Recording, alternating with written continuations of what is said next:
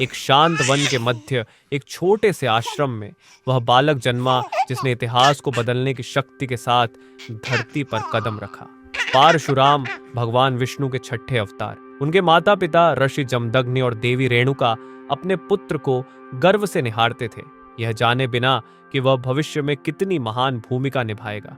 जैसे जैसे वह बड़े हुए, पारशुराम ने भगवान शिव का मार्गदर्शन प्राप्त किया। एक ऊंचे पर्वत की चोटी पर शिव के दिव्य संरक्षण में उन्होंने युद्ध कला में महारत हासिल की। भगवान शिव ने उन्हें एक दिव्य फरसा प्रदान किया जो धर्म की रक्षा के लिए उनकी सबसे बड़ी शक्ति बनने वाला था। परम शांति को एक राजा की अहंकारी लालसा ने तोड़ दिया। सहस्त्रभुजा राजा कार्तवीर्य अर्जुन ने अयाशी जमदग्नि के आश्रम में प्रवेश किया और उनकी कामधेनु गाय को जबरन छीन लिया। वह गाय जो हर इच्छा पूरी कर सकती थी, उसकी पवित्रता पर हमला था। यह अन्याय पारशुराम के क्रोध को जगाने के लिए पर्याप्त था। पारशुराम ने युद्ध भूमि में राजा कार्तवीर्य अर्जुन को चुनौती दी। फरसे की तीव्र चमक और पारशुराम के अद्वितीय कौशल ने आसमान में गरज पैदा कर दी। दोनों के बीच भीषण युद्ध हुआ, लेकिन पारशुराम की शक्ति अडिग थी। एक निर्णायक वार से उन्होंने राजा को परास्त किया और न्याय बहाल किया। लेकिन शांति फिर से टूट गई। राजा कार्तवीर्य के पुत्रों ने प्रतिशोध में आश्रम पर हमला कर दिया और ऋषि जमदग्नि की हत्या कर दी। पारशुराम जब लौटे तो उन्होंने अपने पिता को मृत पाया और उनकी माता रेणुका को रोते हुए देखा। इस हृदय विदारक दृश्य ने पारशुराम को प्रतिज्ञा दिलाई, जो भी अधर्मी क्षत्रिय हैं उन्हें इस धरती से मिटा दूंगा। अपनी प्रतिज्ञा को निभाने के लिए पारशुराम ने एक अभियान शुरू किया।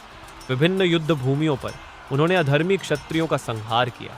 हर वार के साथ उनका फरसा और अधिक चमकदार हो जाता था। युद्ध के बाद उन्होंने भूमि को धर्म के अनुयायियों ब्राह्मणों को समर्पित कर दिया।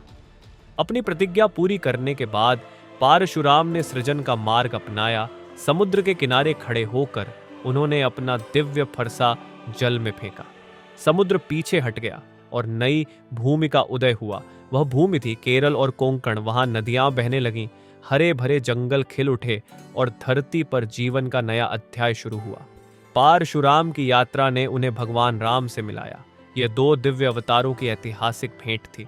पारशुराम ने राम की शक्ति को चुनौती दी, लेकिन जल्दी ही उनके दिव्य स्वरूप को पहचान लिया।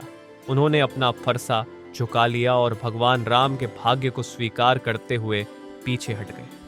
अपना कर्तव्य पूरा करने के बाद पारशुराम ने एक साधक का जीवन चुना। वह घने जंगलों में चले गए। उनकी छवि धीरे धीरे सुनहरी रोशनी में विलीन हो गई। पारशुराम अमर, अविचल और धर्म के सनातन रक्षक।